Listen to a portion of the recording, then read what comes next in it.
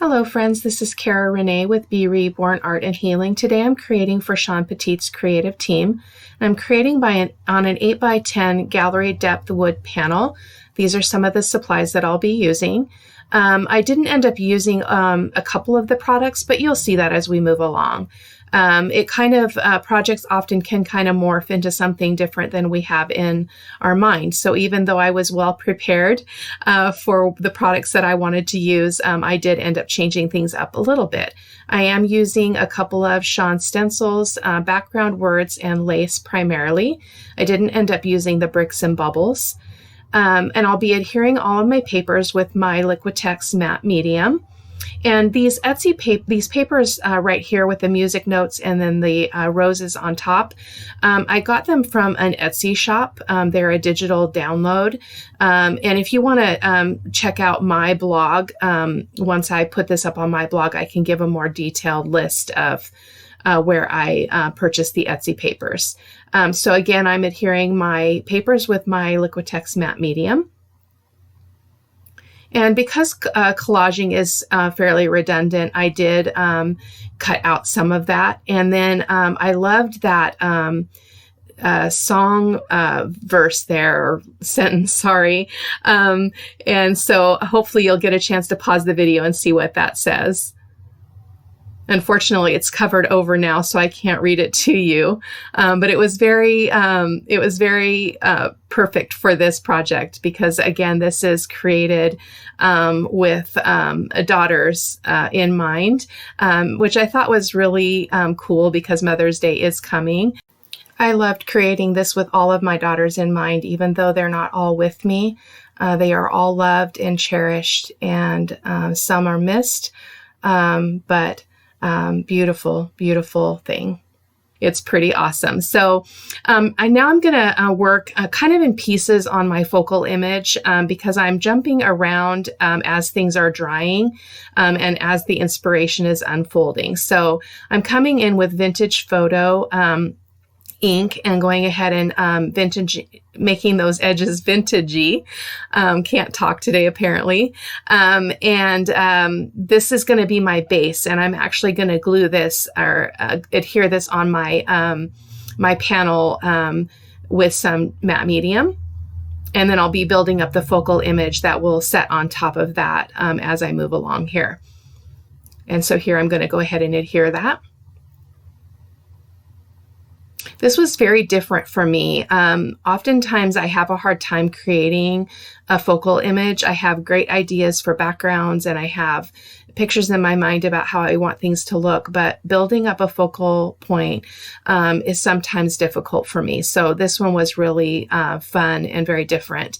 And I felt like it was pretty successful. So, and I'm working with some of my favorite elements. The pink roses are my heart. And so when I found this Etsy shop that sold these digital downloads, I grabbed them up.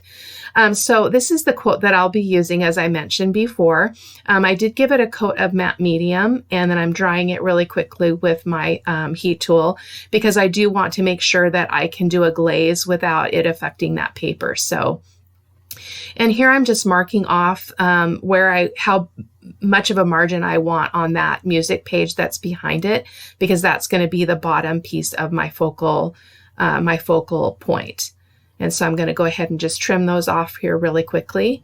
And it did still end up being a little bit too big, so you'll see me cutting it down again here in a moment. This was, again, pretty experimental. I've only done this one other time and loved the results. So I wanted to shred up those edges a little bit. So I got my little tiny Tim Holtz shredder thing, and it didn't work.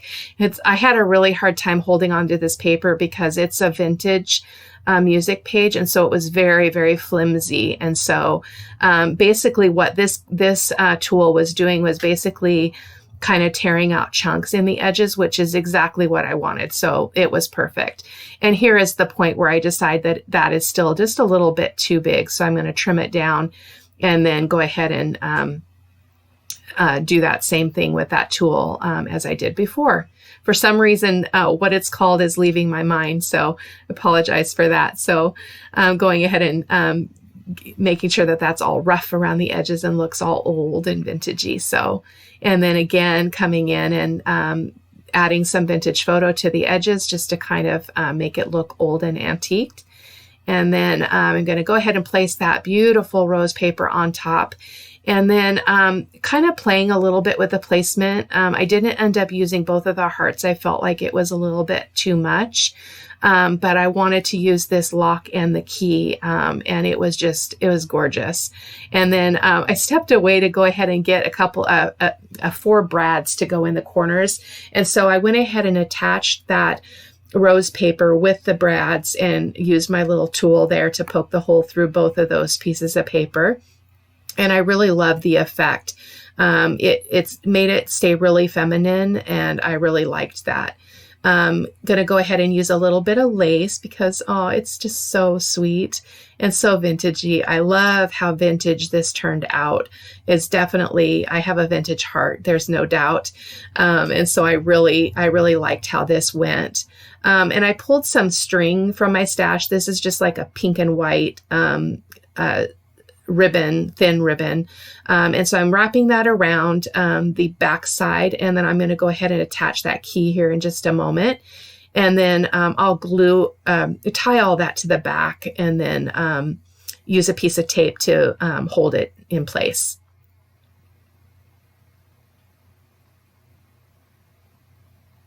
I just love how this turned out. It just looks so delicate. And one of my daughters is an angel in heaven, and all of the work I've done around her, that grieving process, has all been around this kind of look, this kind of feel, vintagey.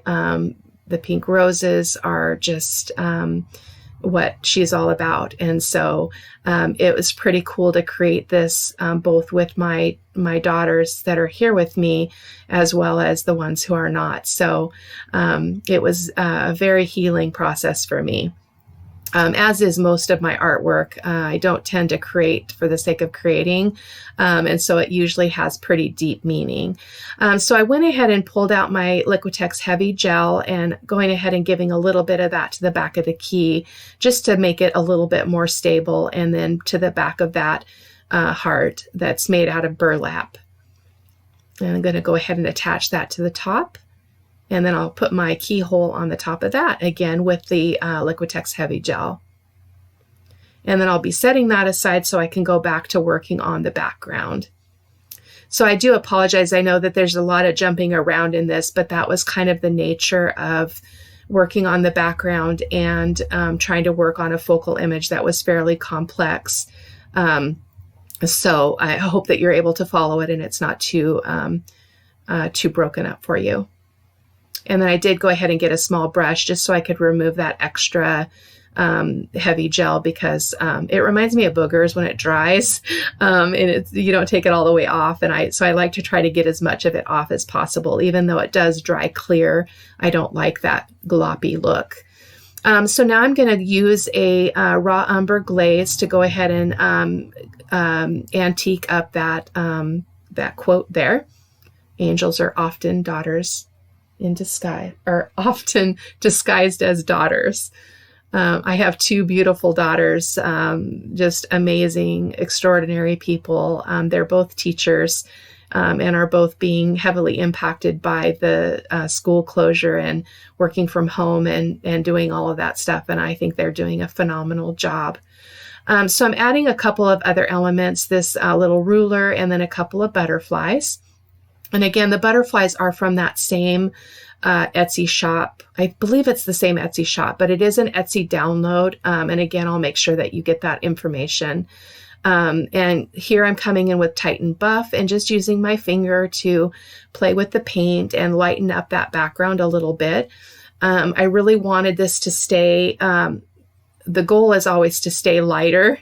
I rarely achieve that. And I think it's because I have a vintage heart. It's really hard for me to not come over it with dark colors.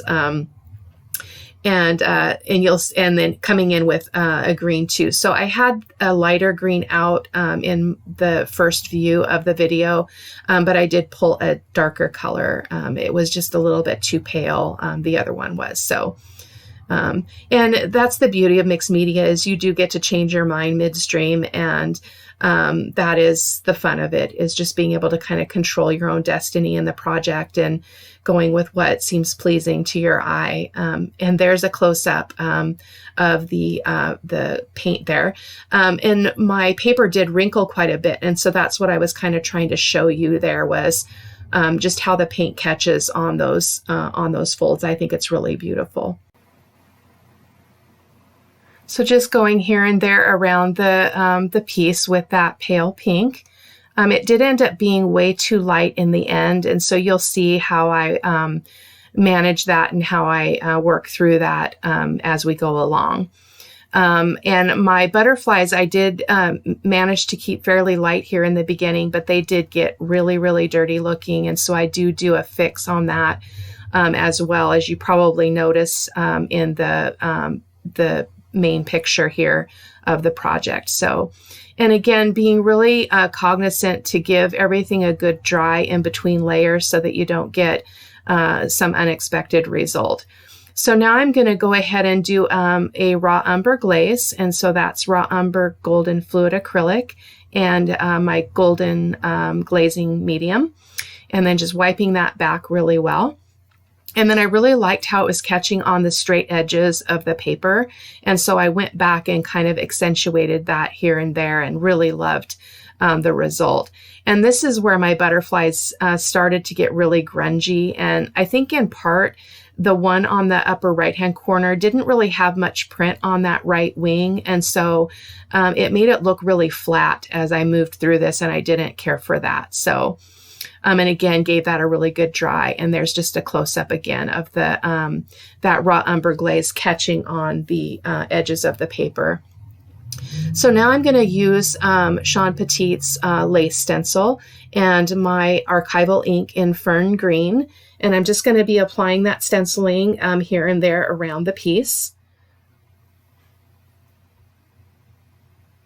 Really love, I say it every time, this is my favorite stencil, I think, in the whole world.